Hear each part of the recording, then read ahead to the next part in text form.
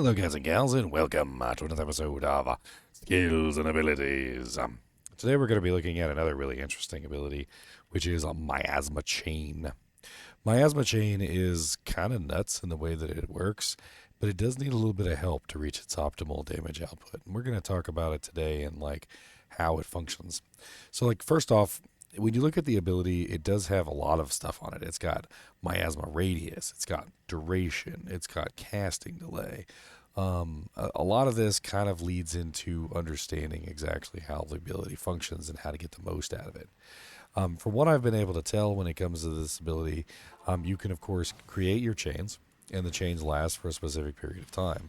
Um, they always tether between you and a target direct location, and anything that is in those chains takes damage.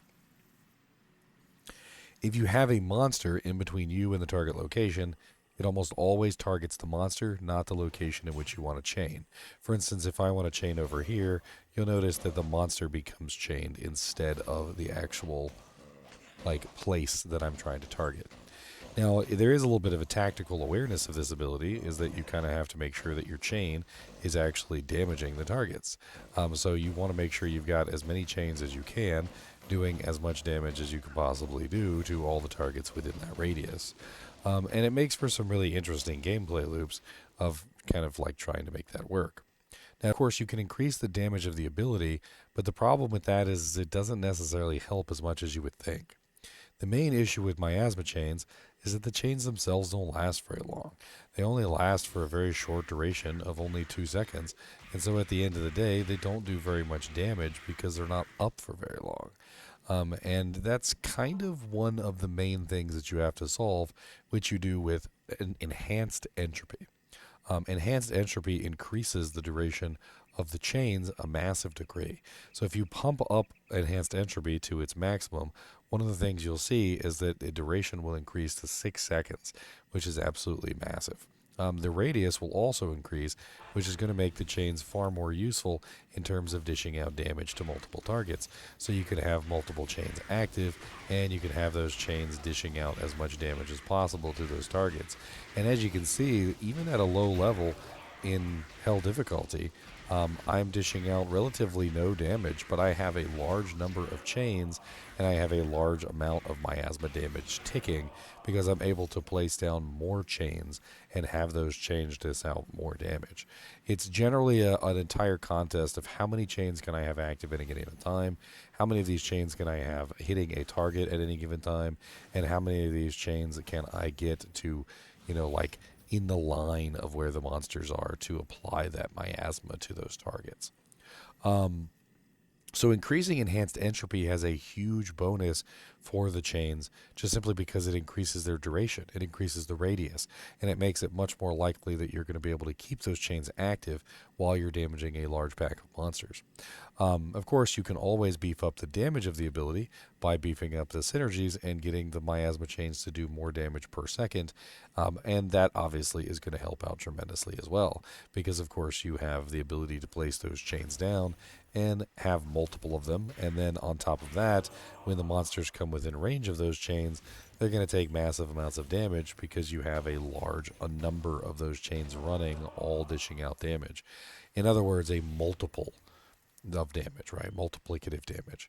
And if we actually multiply that out, since it has a duration of 6 seconds and a casting delay of 1.2, you can very easily take 6 and divide it by 1.2, and you get basically a number of chains that you can have active at any given time is around 5. Now, of course, you also have to add in your own casting delay into that, which is unfortunate. So if we take 1.2 and we multiply that by 25, so 25 times 1.2, 25 times 11.2, we get 30 frames. Then you have to add your base frame for your casting speed on that as well. So getting more casting speed will actually help this ability because, for instance, if you were running a 15 frame, you would add 15 frames to this, and then you would divide that by 25, and that means you're only getting one off every 1.8 seconds. Giggity. Whereas if you had, for instance, a much faster cast speed, for instance, you were running, say, a 7 frame cast speed, which I don't even know if that's possible in this character, and then you divide that by 25, you're going to get a much lower duration of 1.4 or a cast time of 1.48 seconds, which is going to make it easier for you to get off more of them and have more chains running. In general, like you could do a lot with these chains. You can definitely have like a huge number of them running and then just basically make the monsters run into the chains, dishing out massive amounts of damage. You don't even have to necessarily hit them. You can pretty much just let them run into the chains themselves by building up a massive number of chains between you and them. You can also chain individual monsters specifically and utilize that monster as a target point for your chains. For instance, I could just simply keep chaining the zombie or keep chaining the foul crow nest over and over again and getting multiple chains that way, just creating huge amounts of miasma on the battlefield. Another interesting combination, of course, is that you have access to the other miasma abilities. So you have access to Abyss and Miasma Bolt, which you can also use to your benefit. So for instance, with Abyss, you can definitely place that down to suck the monsters in and also like pull them toward the chains. An example. So let's go ahead and put this on Z for a second. Let's put our chains down. We're going to go ahead and place a couple chains right here. And then what we're going to do is we're going to place our Abyss inside the chain zone. So we're going to go ahead and make our chains and then abyss the monsters directly into the chains, causing them to get sucked in. And we can do this with pretty much any of the monsters, right? So I can create a chain and then suck them into the chain.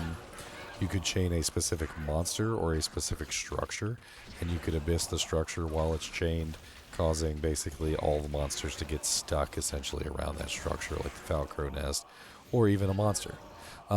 It's a really fun little setup, and there's definitely even more that you could potentially do with it.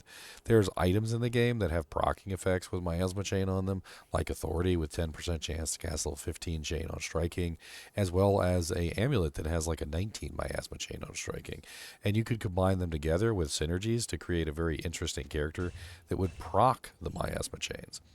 Which I've actually played around with as well. So you can utilize things like Mirrored Blades or Cleave to proc the chains, and then you have chains happening automatically as a result, which is actually really cool.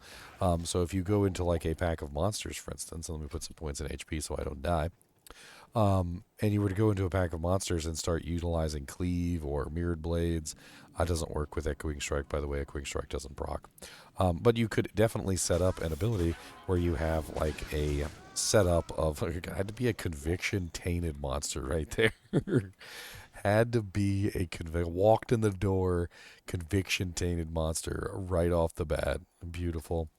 But you could set up a character specifically to proc this effect, and you could do massive amounts of damage through the proccing. So you could have Cleave or Mirrored Blades proccing the effect and doing a large number of these procced miasmas, essentially.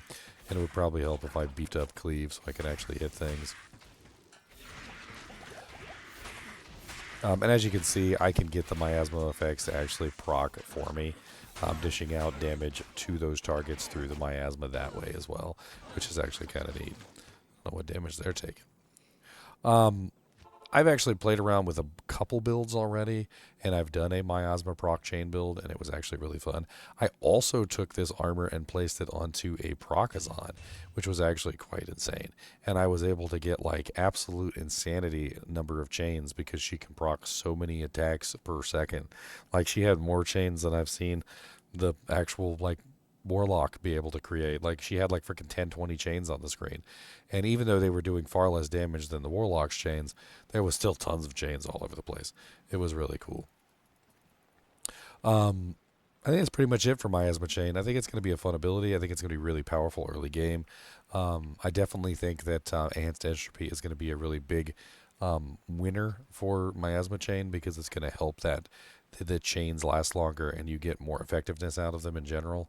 Otherwise, they're going to be really short-lived and they're just not going to live up to their potential, so to speak. As always, be sure to hit that like button and subscribe button if you are enjoying the content. I plan to put out tons of these videos, so I hope you are having fun, as much fun watching them as I am in creating them, because I'm having a lot of fun, like coming up with build ideas, which we're going to do some theory crafts on at some point. And as always, keep watching.